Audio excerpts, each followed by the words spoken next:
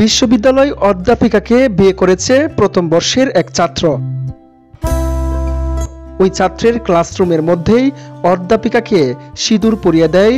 এ সময় তাকে কিছুটা লজ্জা পেতে দেখা যায়। জানা গেছে তিনি জানতেন অধ্যাপিকা নন, বিভাগীয় প্রধান। ভিডিওতে দেখা যাচ্ছে তার গলায় গোলাপ রজনীগন্ধার মালা পরা।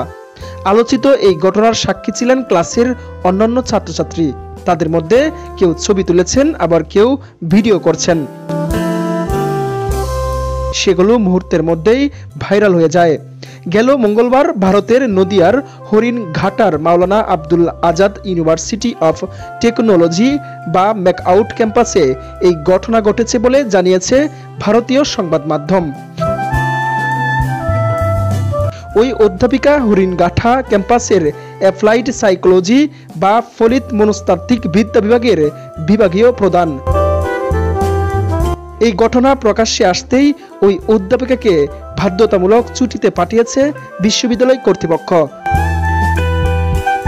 সামাজিক যোগাযোগ মাধ্যমে এই ঘটনাটি ব্যাপক চাঞ্চল্যের সৃষ্টি করে।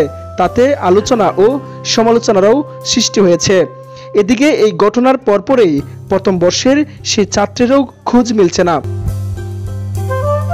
এ নিয়ে তাদের সহপাঠীরাও মুখে কলপ এঁটেছেন। এ বিষয়ে বিশ্ববিদ্যালয়ের ভারপ্রাপ্ত উপাচার্য তাপস চক্রবর্তী বলেন, বিভাগীয় প্রধানের বিরুদ্ধে তদন্ত শুরু হয়েছে। ক্লাসরুমে তার এই আচরণের ব্যাখ্যা চাওয়া হয়েছে। মৌখিকভাবে উনি জানিয়েছেন, একটি প্রজেক্টের জন্য ক্লাসরুমে অভিনয় করেছিলেন তিনি, কিন্তু মালাবদল সিঁদুর পরা প্রজেক্টের অংশ হলে এবং পুরো বিষয়টি অভিনয় হলে বিভাগীয় প্রধানকে কেন ছুটিতে পাঠানো হলো সেই ব্যাখ্যা দেয়নি বিশ্ববিদ্যালয় কর্তৃপক্ষ।